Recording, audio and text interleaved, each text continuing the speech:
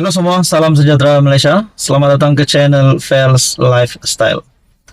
Baru-baru ini ramai bercerita tentang rombakan kabinet.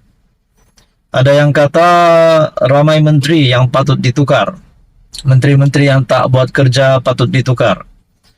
Datuk Seri Anwar Ibrahim akhirnya akan membuat pengumuman berkaitan dengan rombakan kabinet tidak lama lagi. Saya menjangkakan mungkin selepas pilihan raya kecil Dun Pelangai. Tapi tarik belum ada, tapi saya rasa memang dalam masa yang terdekat ini akan ada rombakan kabinet. Nah, saudara-saudara, siapa menteri yang patut digugurkan? Siapa menteri yang patut ditukar? Hari ini, saudara-saudara, terdapat satu kejutan baru untuk kerajaan perpaduan dan kejutan juga untuk semua kepimpinan politik di mana MCA menggesa Perdana Menteri Anwar Ibrahim untuk melepaskan jawatan Menteri Keuangan. Datuk Seri Anwar Ibrahim digesa untuk melepaskan jawatan Menteri Keuangan. Okey, kalau benar Datuk Seri Anwar Ibrahim akan melepaskan jawatan Menteri Keuangan, anda rasa siapa yang patut ganti Datuk Seri Anwar Ibrahim untuk memegang platform Kementerian Keuangan? Dalam artikel ini, MCA menggesa Perdana Menteri Datuk Seri Anwar Ibrahim untuk melepaskan jawatan sebagai Menteri Keuangan untuk memberi tumpuan sepenuhnya kepada pentadbiran negara.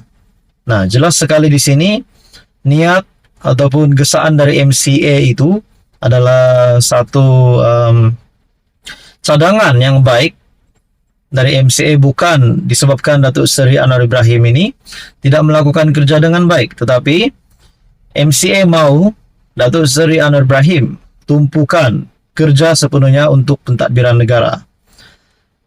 Juru cakap parti itu, Mike Chong, berkata, Anwar perlu melantik Menteri Keuangan kedua yang boleh memberi tumpuan kepada hal-hal ekonomi sekaligus membolehkan beliau memberi tumpuan kepada urusan pentadbiran negara.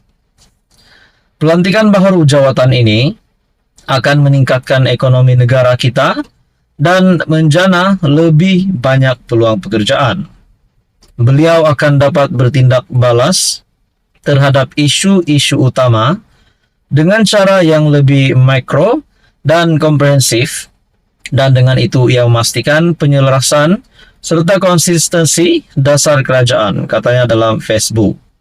Mike baru-baru ini dipilih sebagai timbalan Ketua Pemuda MCA, turut mencadangkan agar Anwar memecat Menteri Ekonomi. Wah, ini yang menarik. Turut mencadangkan agar Anwar memecat Menteri Ekonomi, Rafizi Ramli, dan Menteri Pertanian dan Keterjaminan Makanan, Muhammad Sabu, kerana didakwa hanya menimbulkan kontroversi serta gagal melaksanakan tugas. Tambahnya, Anwar perlu mengambil langkah itu memandangkan rakyat kini dihimpit dengan kenaikan kos sara hidup dan pendapatan tidak meningkat, sedangkan kerajaan tiada arah tuju ekonomi yang jelas. Nah, selain gesaan untuk Datuk Seri Anwar Ibrahim melepaskan jawatan sebagai Menteri Keuangan, kepimpinan MCA juga menggesa Datuk Seri Anwar Ibrahim di dalam rombakan kabinet yang bakal dilakukan untuk menggugurkan, memecat Rafizi Ramli dan Mat Sabu. Sudah pasti dua menteri ini antara menteri yang selalu disebut-sebut ramai. Saudara-saudara, menurut Anda, patutkah Rafizi Ramli ataupun Mat Sabu ataupun kedua-duanya sekali dipecat? Anda boleh komen di bawah. Teruskan bersama di dalam channel ini untuk info yang seterusnya. Mohon bantu channel ini dengan menekan butang like, share, dan juga subscribe. Halo semua, salam sejahtera Malaysia. Tuan-tuan dan puan yang amat dihormati. Seperti yang kita tahu, pada Sabtu ini akan diadakan pilihan raya kecil Dun Pelangai. Nah, saya melihat satu artikel menyebut nama Hamzah Zainuddin. Satu artikel dari Sinar Harian menyebut di sini, sampai saja Pelangai, saya terus minta Panadol, kata Hamzah Zainuddin, Ketua Pembangkang. Saudara-saudara, setelah saya membaca tajuk berita ini, Pertama sekali yang bermain di pikiran saya, adakah Hamzah Zainuddin dalam keadaan yang kurang sehat? Adakah Hamzah Zainuddin mungkin terlibat dengan kecelakaan ataupun kemalangan? Ataupun mungkin Hamzah Zainuddin sakit? Tapi pada akhirnya setelah saya membaca artikel ini, sebab artikel ini menyebut Hamzah sendiri berkata, sampai saja pelangai, saya terus minta Panadol. Bila kita dengar tentang Panadol, minta obat ataupun minta Panadol, mungkin kita berpikir mungkin Hamzah Zainuddin dalam keadaan yang kurang sehat. Nah, dalam artikel ini, keadaan jalan ke pelangai menyebabkan Ketua Pembangkang Datuk Seri Hamzah Zainuddin meminta Panadol sebaik tiba di kawasan tersebut. Hamzah yang juga Setiausaha Agung Perikatan Nasional berkata, pengalaman pertama kali jejak kaki di pelangai dengan keadaan jalan yang pusing-pusing menyebabkannya berasa tidak tahan. Saya hadir ke sini kerana nak melihat bagaimana rupa kampung Pelangai. Tak pernah mari pun ke sini. Saya dari Karak sampai Cemomoy, rupanya susah nak mari ke sini. Soalan pertama saya pada Saifuddin, Panadol ada? Ditanya kenapa nak Panadol, jalan pusing-pusing tak tahan rasanya. Saya rasa semua kedai di Pelangai ada jual Panadol sebab boleh buat sihat sikit, katanya. Beliau berkata demikian ketika ceramah Perdana Pelangai sedia berubah di dataran Purnama dekat Simpang Pelangai pada Rabu.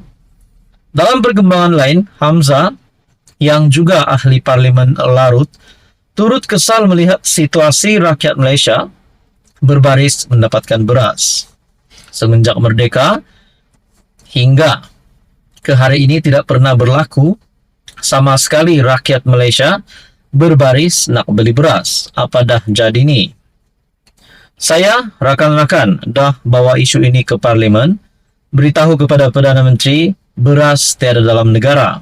Sehingga hari ini beras tiada yang ada beras dikeluarkan. Lembaga Pemasaran Pertanian Persekutuan ataupun FAMA konon-konon nak bantu rakyat, tambah beliau lagi. Hamzah juga meminta menteri terlibat untuk berfikir membantu menyelesaikan masalah yang dihadapi rakyat. Saya pernah jadi Menteri KPDNKK, Kementerian Perdagangan Dalam Negeri, Koperasi dan Kepenggunaan. Saya lakukan jualan rakyat seluruh negara, jual murah barang-barang keperluan asas. Artikel ini menyebut, sampai saja pelangai, saya terus minta Panadol, kata Hamzah. Apa komen Anda? Teruskan bersama di dalam channel ini untuk info yang seterusnya. Untuk pilihan raya kecil Dun Pelangai, Anda rasa siapa yang menang? Anda boleh komen di bawah. Terima kasih semua.